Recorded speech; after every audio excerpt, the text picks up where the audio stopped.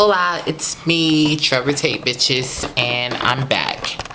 And I just had an interesting night with my best friend and his roommate, or person that's staying with him, and his friends. And I guess what struck a chord with me is that everybody was cool being themselves as we drink and play cards and things like that. When I asked to put or actually document their activities or how they act on video, they all became a little scared about it. So I guess my question is, why is it a big deal when somebody actually has to see you in your natural element and you being you in the way that you're supposed to be, which is what I call your authentic self, a problem, versus you disguising yourself to be, I guess, a masculine role in society and play that part until you get into your element. And me, what you see is what you get. I am completely the same anytime, anywhere, any place we meet. But these different dudes, I won't say their names, were actually kind of apprehensive of me recording them. So I just kind of want to explore the idea of why it's a problem for you to be who you are in front of everybody and just do you.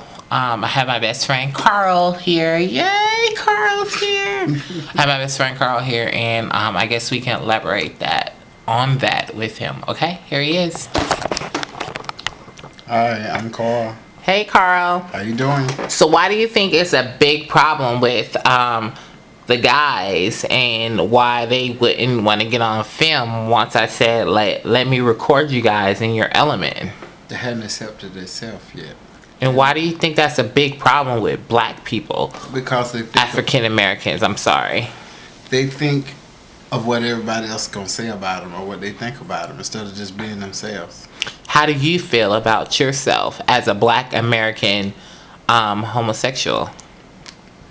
I was the same way. It was hard for me because my family, they did not know about me. They put me on this pedestal. He does no wrong. He's a good child. He do anything you say. And, deep inside, I was hurting because, everybody always put me on this pedestal, but I'm like, I'm not the perfect child, So it caused, with them consider me as the perfect child, it made me feel like I need to hide who I really am. And I just who are you? And who are you? I am Carl Kaysen Jr., who's gay. And what does that mean to you? I'm sorry to cut you off. What does that mean to you? What does it mean to be an African American gay male born in the 70s? For one, I guess it's like really no such thing. People don't believe that you are gay. You have tendencies and whatnot, but people try to hide it, and it only get worse because it's like you doing two separate lives. You trying to live the straight life, and you're trying to live the gay life, and it gets so bogged down and so confused. You get frustrated, you get stressed out, you can't be yourself, and you always trying to but you lying to yourself, and you end up lying to your friends and your family instead of just being truthful and honest with them. Believe it or not, most of the family, regardless of what you're going through or how you feel about yourself, your family still loves you. And 9 times out of 10, they fucking know. Right. Like, my family knew before me. I was the last person to jump on board. Like, oh, right. Guess what, guys? I'm gay. They're like, oh, no shit, Sherlock Holmes. But 9 times out of 10, they do know. But I wouldn't say encourage everybody to go out to their family, but depending on what type of family or what type of upbringing you're brought in, you will know, and you will have that internal feeling whether you can tell your family or not.